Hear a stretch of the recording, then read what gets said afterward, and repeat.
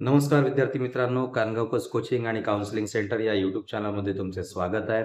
आजचा special session आपण तयार केला आहे नर्सिंग सीईटी करिता.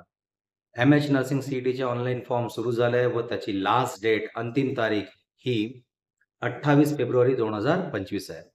फॉर्म भरण्याकरिता विद्यार्थ्याला त्याचं कास्ट सर्टिफिकेट, 10वीची मार्कशीट, आधार कार्ड ओरिजिनल, त्याचा पासपोर्ट साईजचा फोटो आणि फॉर्म भरतेवेळेस मोबाईल फोन असणं आवश्यक आहे. याची फी स्ट्रक्चरबद्दल डिटेल माहिती मी तुम्हाला कमेंट सेक्शनमध्ये प्रोव्हाईड करणारच आहे, डिस्क्रिप्शन बॉक्समध्ये.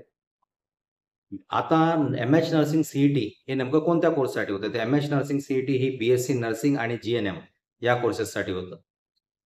मागील 2 वर्षापासून ही नर्सिंगची सीईटी होत आहे.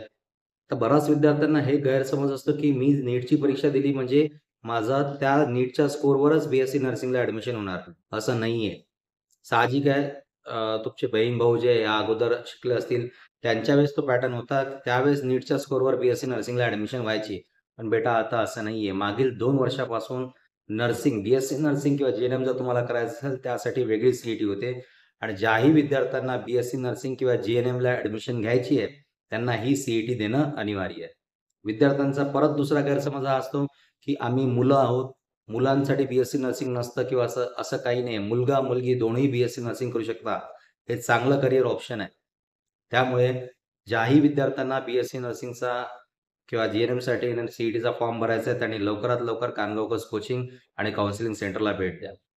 त्यानंतर सगळ्यात महत्त्वाचं असतं, काही माहिती माझ्या कामाची असते, काही माहिती माझ्या कामाची नसते. पण होऊ शकते जी माहिती माझ्या कामाची नाही, ती दुसऱ्या कोणाच्या कामाची असेल.